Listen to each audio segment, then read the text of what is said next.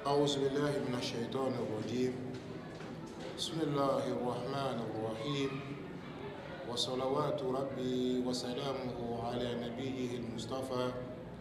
وعلى آله وصحبه الغر الميامين ومن اتبعهم بإحسان إلى يوم الدين. أما بعد، فيا أيها الإخوة المستمعون، السلام عليكم ورحمة الله وبركاته مجددا. يقول الله تبارك وتعالى في محكم تنزيله بعد أعوذ بالله من الشيطان الرجيم: يا أيها الذين آمنوا إن جاءكم فاسق بنبأ فتبينوا أن تصيبوا قوما بجهالة فتصبحوا على ما فعلتم نادمين. لملك له أنفل بغو أما نسي دمنا الله سبحانه وتعالى تغير نوي. بسم الله الرحمن الرحيم. كالا تنو كالا بركدا على نعمه التي لا تعد ولا تحصى. أكا نموكا نمامي أنت سكا كونتي كسادانا. أيها الأفاضل الأكارم الأماجد، ناني على تنو كالا بركدا أمي على تنو كالا بركدا على نعمة الإسلام إسلاميان نماكا وكوفي أمي صلي عليك صلى الله عليه وسلم صاحب الوجه الأنور والجبين الأظهر. نيدان نورماتيكي تندان نورماتيكي نوي على صلى الله عليه وسلم. على كلام مين؟ الله سبحانه وتعالى يأتي كاك رحمة للعالمين كاك هنا يدان فين بلا جلين. على كلام مين كيشني نما باي الله سبحانه وتعالى يأتي نسلم يا ديني أن كان الدين هو الذي أرسل رسوله بالهدى ودين الحق ليظهره على دين كله ولو كره المشركون. بالمو الله سبحانه وتعالى قال لك تشيدنشي بالهدى ان كان ودين الحق ان اسلام يا دين منكسو ليظهره على دين كله يا اسلام يا دين اكاكروتا دين بلا دين سانفه ولو كره المشركون. على كوهن ما جافنا نفوي. نعم ايها الافاضل الاكارم الاماجد، وعلى كراكيشني انما باي اسلام يا دين مني على كرانا كيشني انما باي على كلا كلمة بركة صلى الله عليه وسلم. بل على يجي نكون سكانتي كدي على كلام صلى الله عليه وسلم على يوكوف القرآن لا جنيكم من نوي كلا كسحابوي على يوكوف قفت ملون كنا توراة أني إنجيلا. محمد رسول الله والذين معه أشداء على الكفار رحماء بينهم تراهم ركعا سجدا يبتغون فضلا من الله ورضوانا سيماهم في وجوههم من أثر السجود ذلك مثلهم في التوراة ومثلهم في الإنجيل كزرع أخرج شطأه فآزره فاستغلظ فاستوى على سوقه يعجب الزراع ليغيظ بهم الكفار. وعد الله الذين آمنوا وعملوا الصالحات منهم مغفرة وأجرا عظيما. نعم أم بالمو نين على كرك السيبوي صلى الله عليه وسلم كشين نما بيعلى كريه على كو كورنا كونو أكو محمد على كتشيدين أكو والذين معه كو مامون على كران نوف نويا كسحبوي ككونكونيون أشداء على الكفار. الله أكبر. كوكا لحالات دوي جمع كوكا جمع كافروما ورحماء بينهم نوير دماني نغن كيو بهنا نغنا لا ملك له أمانين على في على كم بس أبا ما فوتاني كتالا كشين نما بي على كراي أنا كسو دونغو نوي أهل بيتوي نوي على كرا كسو مغوي على كراي منو كوفو حديث أولا على يمنو كوفو القرآن كونالا نوي على كرا كسو مغوي أنتين على كرا سو مغوكو. أيها الأفاضل الأكارم أصحاب رسول الله نوي على كلا جنوني أنتين على كلا جنون كده نوي كلا كسي باوي سبوا إسلام الدين مني على كلا ناناي أني من فوقنا لا ملك له على كلا كلمة بركة صلى الله عليه وسلم. بل على كلام القرآن كنا هو الذي أيدك بنصره وبالمؤمنين. الله أكبر. أكو محمد أكو نه على دي دمنينغا دمي كي دمني مؤمنوي على كلا كلمة بركة وكشين نما باي kira nana ni dine miye fitri wale ya dine te ala kira nana ni dine miye wale nyuman don baliya dine te sabu mamunu yi ala kira je nyogonya mamunu ni ala yu ko fo alqur'an kono ka fo laqad radiyallahu anil mu'minin ko ale ala jena mu'minu ma o joni ashabu rasulillah kira ka seybaw la melikalo fiyan jugu balo ci ranga jamana kono tablo dobe je kono kabini wakati jan tablo nun tumbe ngatu masiya nga jamana kono no ye shia dine na fera ko shia le schisme ou bien les chiites an b'a f'u ma ko sahabanennaw an bɛ nin fɔ bidirisen qati a tɛ se ka wuli o diinɛ min n'a nana an ka jamana kɔnɔ u ka slogan ye jumɛn ko an bɛ ahlu betiw kɔ an bɛ alakira somɔgɔw de kɔ anw bɛ shirifu de kɔ anw bɛ imamu aliyu kɔ an bɛ imamu hasanu kɔ anw bɛ jafar sɔdiki kɔ an bɛ useini kɔ an bɛ alakira bɔnnaw de kɔ an balimaw kumakan nin ka ɲi kosɛbɛ nka sanfɛla biriyelen don a dugumala o ye tasuma de ye sabu nin nana ye farafarali de ka don silamɛya diinɛ kɔnɔ alakira somɔgɔw sallallahu alaihi wasallam ana ka sebaw janahani li ta'irin wahidin maa min ye nin taabolo nin sinsin n'o ye sahabaneni nin diinɛ ye a tɔgɔ abdullahi ibn saba al-yahudi yahudiya de don a ni don silamɛya kɔnɔ ka silamɛya birifini biri a yɛrɛ kan ko ale ye alakira somɔgɔw lafasabaga ye k'ale ye seyidina aliyu lafasabaga ye radiyallahu anhu siya dafa yɛrɛ b'o sabati n'o ye siya imamiya ye minnu ko k'u bɛ alimami 12 kɔ n'u b'an ka jamana kɔnɔ bi u bɛ kule k'u bɛ ahlu betiw kɔ a diinɛ u yɛrɛ ka karamɔgɔ y'a sabati ko maa fɔlɔfɔlɔ min ye abubakar neni ka umar neni ka usman neni ka sahabaw dɔgɔya wa tabarra minhum k'i bari ka bɔ sahabaw la cɛ tɛ muso tɛ yahudiya don a tɔgɔ abdullahi ibn saba k'ale de maa fɔlɔ ye maa fɔlɔfɔlɔ min ye kuma da kɛnɛ kan ko aliyu de ye ɲɛmɔgɔ yalakira kɔfɛ mun kosɔn ka silamɛya bifini biri a yɛrɛ kan yahudiya jifu ka na an bɛ alakira somɔgɔw de kɔ an bɛ shirifu de kɔ ahlu betu nka u ka laɲini ye jumɛn ye sahabaw minnu ye npogo dɔw la sahaba minnu ye mɔnɛ dɔw la k'u ka anpiriw ci k'u ka jamanaw ci ka dimi dɔw la pour que u bɛna alakira mantonw fara cogo min na ka bɔ ɲɔgɔn na u nana n'o taabolo de ye lamɛnnikɛlaw an b'a ɲini ala fɛ ala k'an bɛn sahaba ma komi a dogolen t'aw si la nin wagati damadɔ la siya kalanden dɔ b'an ka jamana kɔnɔ sabu anw t'a wele ko siya karamɔgɔw la siya kalanden don a dalen b'a yɛrɛ la a sɔnnen bɛ a yɛrɛ ye a bɛ ka cikan bila an ka cɛkɔrɔbaw ma alahu akbar ajaibu duniya la tan ka di diɲɛ kabako tɛ ban kamalennin nin a bɛ ka ci bila an ka jamana karamɔgɔbaw ma an ka dɔnnibagabaw ma an ka alimamibaw ma cɛkɔrɔbaw han o kamalen ye jɔn ye o siya kalanden ye jɔn ye ko Shuala Baya Haidara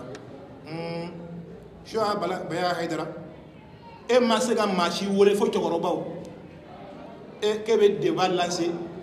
k'e bɛ défi lancer k'e bɛ débat kɛ ni sunnamɔgɔw ye nka e yɛrɛ ye maa dɔn kɛrɛnkɛrɛn maa lezi asaba kan mun y'i sɔrɔ maa lezi daha kan a kɛra cogo di mun y'i bila ka mɔgɔ dama suganti pourquoi e b'a fɔ i ka kuma kɔnɔna la ko e ni peut-être débat kɛ karamɔgɔkɛ niveau yɛrɛ b'e la k'a fɔ ko e b'a fɔ e n'an ka karamɔgɔbaw bɛ sigi ka débat kɛ usul do sunna wa humatu tawhid an ka alimamibaw an ka cɛkɔrɔbaw imam Mahmud Diko o de ka débat kɛ ɲɔgɔn ye Usman Sali o de ka débat ɲɔgɔn ye Sheikh Muhammad Traoré hafizahumullah wa ra'ahum ni karamɔgɔba ninnu ye baara min kɛ diinɛ kɔnɔ jamana diinɛ ye jamana min kɔnɔ a dogolen bɛ maa la mais Shuala n'o y'a sɔrɔ i ye débatkɛla ye i n'a ma se ka débat kɛ han n'i ye débatkɛla ye an kɛlen bɛ k'i wele dɛ ne mun filɛ kuma la nin ye e Shuala e bɛ ne dɔn ne b'i dɔn Abu Sofwan Suleiman Tanapo Jikɔrɔni Para Turukabugu imam wa khatib i welelen bɛ débat la n'i dali min yɛrɛ la n'i ko i bɛ siya diinɛ dɔn siya imamiya karamɔgɔkɛ anw fana b'a fɔ k'an bɛ débat ɲini e fɛ dɔrɔn sabu i ye kumaba fɔ i da la quoi sabu ni mɔgɔ ma sɔrɔ k'i jaabi a bɛ k'i ɲɛna ko ni fiɲɛtɔ bɛ ka yaala ni min gun a la a bɛ k'a ɲɛna k'a kelen don quoi kana taa fɔ a ye sunnamɔgɔw wele u dɛsɛra karamɔgɔkɛ e yɛrɛ fana tɛ anw débatkɛ ɲɔgɔn ye o sabu ni maa y'a da wa siya ko la dɔrɔn i ka niveau anw b'a dɔn quoi o tuma i ko k'i bɛ siya diinɛ min na ni iranɛw de kɛlen bɛ ka wuli ka jɔ kɛ sabu ya dɔn an ka jamana ye farafin jamana ye sebere t'anw ye u bɛ ka nafolo ta k'a di mɔgɔ caman ma ka sahabaw dɔgɔya ka Abubakar neni ka Umar neni ka Usman neni k'u bɛ n'o diinɛ kolokolo anw ka jamanaba nin kɔnɔ yan hayihata a bolo y'a jɛ dɛ n'i dalen min yɛrɛ la k'i bɛ se ka débat kɛ an na Abu Sofwan Suleiman Tanabo ad'uka lil munazara mata asbahta aliman hatta tunazira usul sunna wa humat tawhid e kɛra dɔnnibaga ye san jumɛn dɔnni jumɛn bɛ e la k'e bɛna an ka cɛkɔrɔbaw wele k'e bɛna an ka maabaw wele k'e bɛna an ka alimamuw wele karamɔgɔkɛ n'i je dɔnnen don koyi sabu i b'a dɔn an ka cɛkɔrɔbaw tɛna se ka fili la o tuma n'i ye débatkɛla ye karamɔgɔkɛ fɛn min ka gɛlɛn sunna ni siya ni ɲɔgɔn cɛ fɔlɔ o de ye al-ismatu wal imama k'a fɔ alakira somɔgɔw tɛ fili u tɛ ɲinɛ u tɛ erreur kɛ a bɛ tan walima ko alakira somɔgɔw ni ɲɛmɔgɔ de ka kan ko janfa de kɛra comme o y'a ka akida ye togo min na ani saba neni min n'aw bɛ ka cɛ ka bɔ a kɔrɔ nin fɛn saba ni labɛnnen b'a fɛn o fɛn na débat kama karamɔgɔkɛ anw labɛnnen bɛ i fɛ débat la n'i ye débatkɛla ye dɛ hakal farasa wal maidan so filɛ a bolikɛla filɛ nin n'i dali min yɛrɛ la okroch mina sarda bɔ wo kɔnɔ i kana kɛnɛ kan cɛkɔrɔbaw ye k'u to yen an denmisɛnnin dama an b'a bɔ ɲɔgɔn na an denmisɛnnin dama an b'a bɔ ɲɔgɔn na e b'an dɔn an b'i dɔn siya diinɛ e de bɛna siya diinɛ fɔ aw ɲɛna siya imamiya diinɛ e de bɛna anw lakalaw la ka na ni taabolo an ka jamana kɔnɔ taabolo min anw faw tun bɛ taabolo kɔrɔ min kan maaba bonya sirifu bonya sahaba bonya Abubakar bɛ nin diinɛ min kɔnɔ Alakira muso bɛ nin diinɛ min kɔnɔ sahabaw bɛ kafiya diinɛ min kɔnɔ k'a bɛna o sinsin an ka jamana kɔnɔ k'e ye débatkɛla ye n'i ye débatkɛla ye sunna dem e ma se sunna waraba denmisɛnninw na fɔlɔ sunna wara denmisɛnninw na fɔlɔ kuma tɛ k'i b'i kɛ warabaw kan i m'i yɛrɛ nɛgɛ o tuma défi laselen b'i fana ma han i b'i jija i bɛ wele jaabi al ismatu wal imama wa sabbu sahaba e bɛna siya diinɛ e bɛna fɔ jɔn ɲɛna diinɛ min sigilen bɛ Alakira somɔgɔw kɛlɛli kan diinɛ min sigilen bɛ Alakira ka sebaw kɛlɛli kan siya diinɛ e bɛna fɔ ɲɛna al imamiya nin ye kitabu jumɛn ye ilalu shara'i ibn Babawi al-Kummi pour que jamanadenw k'a dɔn ninnu ka diinɛ sigilen bɛ diinɛ min kan sabanin diinɛ a tɛ se k'o niye a tɛ se k'o nakariya i tɛ kɛ siya imamiya ye ka don aw ka diinɛ nin na f'i ka ban Alakira muso la Sayida Aisha at-Tahira al-Mutahhara ummul mu'minin kitabu mun filɛ nin ye siya ka karamɔgɔba kitabu de ye u b'a wele ko Sheikh Sadok Allahu akbar ko cɛkɔrɔba cɛntigi ni n'u ka cɛntigi ale se wuli da bi da'wati sahibu zaman ni kitabu nin kɔnɔ an fa Adama alayhi salam kɛlen bɛ k'an fa Adama dɔgɔya nin kɔnɔ ko an fa Adama yɛrɛ banna Alakira somɔgɔw ka ɲɛmɔgɔya ma an fa Adama lagosilen bɛ kosɛbɛ nin kitabu kɔnɔ Ummuna Aisha Allahu akbar Alakira muso Aisha u ka nin kitabu kɔnɔ ko n'u ka mahadi nana k'a bɛna an ba Aisha labɔ kaburu kɔnɔ ka bɔ nin gɛɲɛ ye ka hadu bɔ a la Alakira muso nin diinɛ siya imamiya ka diinɛ kɔnɔ lamɛnnikɛlaw sola i tulo ma da han i welelen bɛ débat la aw bɛ k'aw cɛ ka bɔ sahaba nin diinɛ min kɔrɔ aw ka diinɛ tɛ taa sahaba neni kɔ aw ka diinɛ kɔnɔ ka taa Mali la fo Iran a ye Mali siya karamɔgɔ bɛɛ fara ɲɔgɔn kan aw ka diinɛ kɔnɔ Alakira muso n'o ye an ba Aishatu ye bɛn kelen b'a kan k'o ye kafiri muso de ye wal iyazu billah bɛn kelen b'a kan k'o ye kafiri muso de ye siya karamɔgɔ tɛ Mali la muso k'o wuli o kuma an fa Adama dɔgɔyara nin kitabu kɔnɔ an ba Aisha a bɛ nin kitabu kɔnɔ ko ni mahadi nana k'a bɛna gɛn bɔ an ba Aisha la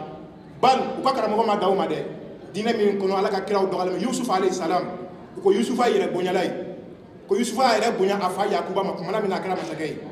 o bɛ nin gafe kɔnɔ lamɛnnikɛlaw Suara Baya Haidara e b'anw dɔn an b'e dɔn e ma se ka débat ɲini mɔgɔ si fɛ fo an ka cɛkɔrɔbaw an ka maabaw an ka alimamiw e ma se sunna denmisɛnw na fɔlɔ wagati bɛɛ lajɛlen a bɛ taa kule rajosow la san joli siɲɛ joli an bɛ k'e wele débat la rajosow la siɲɛ joli an bɛ k'e wele débat la munna i man ka wele jaabi munna i b'a fɔ k'e ni denmisɛnninw tɛ débat kɛ munna parce que o ye horob o ye ka boli débat ɲɛ de in kunta shujaa n'o y'a sɔrɔ k'a fɔ i dalen min yɛrɛ la k'i ye siya karamɔgɔ ye e tɛ siya karamɔgɔ yɛrɛ ye n'o y'a sɔrɔ i ye si min san fila hawlen ni kɛmilen ni k'i dalen min yɛrɛ la i bɛ na an bɛ débat kɛ hawla li ismatu wal imama wa sabbi sahaba aw ka diinɛ sigilen bɛ sahaba neni kan o tuma k'a fɔ kira somɔgɔw tɛ fili u tɛ ɲinɛ u tɛ erreur kɛ o ye nkalonfin kirrr aw ka diinɛ nin ye kitabu jumɛn mafatihul jinan maa min y'a kitabu sɛbɛn a tɔgɔ Abbasul Kummi ni cɛ mun filɛ nin ye Abbasul Kummi a ka gɛlɛn kɛ siya imamiya ye k'a fɔ nin gafe t'i bolo mafatihul jinan a falen bɛ dɔgɔyama de la ani danga k'a ɲɛsin Abubakar ni Umaru ma ani Alakira musow ani anw fɛn o fɛn bɛ yen k'anw bɛ Abubakar ni Umaru fɛ u ka diinɛ kɔnɔna la u bɛ si k'anw bɛɛ danga o bɛ siyaw ka duwawu kɔnɔ n'u bɛ taa Seydina Ali ziyara Amirul Mu'minin Ala k'i ka Abubakar danga ani Umar an'u kanubaga bɛɛ lajɛlen o b'aw ka diinɛ kɔnɔ a bɛ fɛ k'a bɛ o diinɛ sinsin an ka jamana kɔnɔ ka fitina wuli an ka jamana kɔnɔ an b'a ɲini Ala fɛ Ala k'an kisi ka bɔ nin taabolo nin tɔɔrɔ ma Suara Baya Haidara siya imamiya diinɛ e de bɛna fɔ k'e bɛ débat ɲini an ka karamɔgɔ fɛ n'o ye n'i ye débatkɛla ye anw labɛnnen bɛ débat kama nin ye gafe jumɛn ye aw kɛlen bɛ k'aw dogo torika mɔgɔw kɔfɛ jamana nin kɔnɔ yan aw kɛlen bɛ k'aw dogo sufi mɔgɔw kɔfɛ k'a essayer k'a bɛ fɔnkɔɲɔgɔn don silamɛw ni ɲɔgɔn cɛ an bɛ alu beti de kɔ Imamu Ali an bɛ shirifu ka baara de la awɔ a bɛ tan an ni sufiw bɛɛ bɛ kelen kan an ka jɛ ka wahabiyaw kɛlɛ k'a bɛ mana da mɔgɔw ɲɛ la torika mɔgɔw bɔra aw ka ko kalama koyi aw bɛ min fɔ torika mɔgɔw ma Suara Baya Haidara anw b'a dɔn koyi ni gafe mun filɛ nin ye a bɛ wele ko arisalatul isnashiriya fi raddi ala sufiya ni maa min y'a sɛbɛn siya kɔnɔ a tɔgɔ Muhammad bin Hassan al-Hurr al-Amili ni yɛrɛ ka kitabu de ye ale ye sahibu kitabu wasailu siya kitabu b'a min bɛ ko wasailu siya ni kitabu kɔnɔ n'o ye arisalatul isnashiriya ko nin ye siya imamiyaw ka lɛtiri ye ka radu kɛ sufi mɔgɔw kan sufi mɔgɔw la gosi bɛ nin kɔnɔ kosɛbɛ bal u ye riwaya danbe sufi a lamɛn han ko Ala kira kisi ni nɛɛma ba ye k'a ko diɲɛ tɛ wuli fiyewu fo jamakulu dɔw ka na diɲɛ kɔnɔ k'u bɛ wele ko sufu ko laysu minni k'u tali Ala kira dɔ ye ko wa innahum yahudu ummati ko o sufi ninnu ye Ala kira mantonw ka yahudiyaw de ye k'ale ye kerecɛnw ni kafiriw ka fisa n'olu ye quoi siya imamiya aw bɛ min fɔ sufuw ma anw b'a kalama a gafe b'an bolo nin kitabu yɛrɛ sɛbɛnnen bɛ ka radu kɛ sufu de kan k'u kafiriya quoi o la aw ka diinɛ a dɔnnen don kosɛbɛ aw bɛ takiya de la ka ko akida dogo anw tɛ sahabaw nɛni anw tɛ mɔgɔ contre la o ye kalo de ye n ko aw ka diinɛ bɛnkan de b'a kɔnɔ ko Ala kɛra muso ye kafiri ye Mali siya karamɔgɔ si se k'o wuli qul hatu burhanakum in kuntum sadiqin an b'a ɲini Ala subhanahu wa ta'ala fɛ Ala k'an bɛn sababa ma nin ye gafe jumɛn tafsirul ayashi shola nin ta ka gafe ya komi e yɛrɛ tɛ siya kitabu dɔn kosɛbɛ tafsirul ayashi a bɛ nin kɔnɔ an fa Adama lagosi bɛ nin kɔnɔ kosɛbɛ ko an fa Adama yɛrɛ banna ahlu beitu ka ɲɛmɔgɔya ma ko an fa Adama k'a banna ahlu beitu ka ɲɛmɔgɔya ma o tɛ k'an fa Adama yɛrɛ kɛ Ala kira somɔgɔw jugu ye wa ko Ala subhanahu wa ta'ala ye an fa Adama a y'a yira u la Adama ali n'a bɔnna ninnu alamtan fila ko ninnu de ye kira nɔrabilaw ye ko fa ankaraha ko Adama banna la ko Adama banna kira somɔgɔw ka ɲɛmɔgɔya ma aw ka sabali ma daminɛ bi an fa Adama yɛrɛ ma kisi aw tɔɔrɔ ma Yusuf alayhi salam ma kisi aw tɔɔrɔ ma kɛfi sharifu n'o ka kitabuba ye o dɔgɔyama tɛ an ma min da Ala ka na somɔgɔw kan Yusufa kɛra yɛrɛ bonyala ye hali kitabu min n'a y'a yira ilalu shara'i a b'o kɔnɔ ko Yusufa ye yɛrɛ bonya kɛ a bɛ kɛfi kɔnɔ ko Yusufa yɛrɛ bonya a fa ma Dawuda a y'o kɛ jahili ye Yakuba a y'o kɛ maa ye maa min n'a tɛ sigi ɲɔgɔn hakɛ tanga Fatima a y'o dɔgɔya Hussein bangera cogo min na ko Fatima ye Hussein kɔnɔ ta a ma diya ye a jiginna la a ma diya ye kuma jugu caman fɔra kira somɔgɔw ma kɛfi sharifu kɔnɔ o la kabini o yɔrɔ anw y'a dɔn k'a fɔ ahlu bait ko kira somɔgɔ kanuko tɛ nin ye gafe jumɛn tafsirul kummi Allahu akbar inshallah Baya Haidara aw ka ko nin ye a fangalen don ko ye maliyɛnw bɔra a kalama Iran jamana ni Liban jamana k'a fɔ k'aw bɛ aw bila aw bɛ na an ka jamana kɔnɔ k'a bɛ na kira somɔgɔ ko fɔ a ɲɛna aw jɔn tun bɛ yan nɔ k'aw tun bɛ nin siya taabolo nin kan an faw an masaw jamana min kɔnɔ Abubakar tɔgɔman bɛ yen jamana min kɔnɔ Umaru tɔgɔman bɛ yen Ali tɔgɔ b'an fɛ yan Asan tɔgɔ b'an fɛ yan Shirifu bonyali b'an fɛ yan n ko aw ka diinɛ kɔnɔ bɛnkan bɛ yen mɔgɔ mɔgɔ tɛ siya isnashira imamiya ye anw ka seli tɛ minɛ anw ka sun tɛ minɛ anw ka hiji tɛ minɛ an ka foyi tɛ minɛ aw kelen dɔrɔn de ye alijana kɔnɔ den ye n ko b'aw ka diinɛ kɔnɔ o tuma an tɛna kuma caya an tɛ nin bila daga girinna komi i ye appel lase bɛɛ ka kan seere ye an fana ye ci bila Suala Baya Haidara ma n'i bɛ k'i yɛrɛ wele ko Zulfakari i dalen b'i yɛrɛ la an filɛ ka débat ɲini fɛn de bɛɛ ka kan seere cɛkɔrɔbaw ye k'a to yen sabu i b'a dɔn an ka cɛkɔrɔbaw tɛna i jaabi u tɛna se ka fili la an yɛrɛ fana bɛ kuma i fɛ ka da ten dɔrɔn parce que i ye défi lase kana taa kɛ kuma caman b'a fɔ ye o la maliyɛnw jamanadenw nin taabolo mun filɛ nin ye an bɛɛ ka wuli k'an jɔ an sen kan nin t'an ka maakɔrɔw ka taabolo ye dɛ nin t'an ka cɛkɔrɔbaw ka taabolo ye anw ka jamana kɔnɔ maa tɛ sirifu bonya ko f'aw ɲɛna kana jamana kɔnɔ k'a Abubakar nɛni k'o don an tulo la an tɛ jɛn n'a ye a diinɛ kɔnɔ i tɛ kɛ siya isnashira imamiya ye alimami tan fila mɔgɔ ye ninnu ka diinɛ wallahi f'i ka ba Abubakar la wallahi f'i ka ba Umar la wallahi f'i ka ba Seyidina Usumana la u ka karamɔgɔbaw y'o de fɔ o de ye bɛnkan ye siyaw fɔ n'u ko ijma'u u ko Ala kira somɔgɔw sen b'o la ka nkalon da Ala kira somɔgɔw la o la nin diinɛ mun filɛ nin ye ko siyaya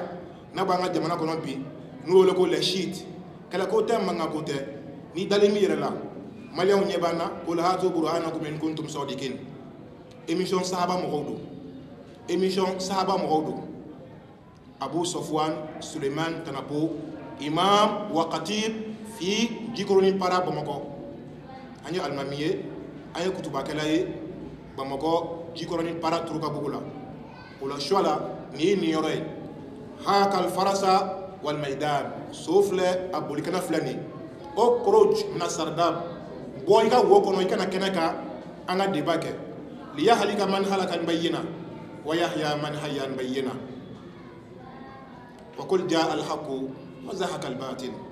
innal batila kana zahuqa bal nakzifu bil haqqi ala al batil fayadmabuhu fa iza huwa zahiqun. Assalamu alaykum wa rahmatullahi wa barakatuh.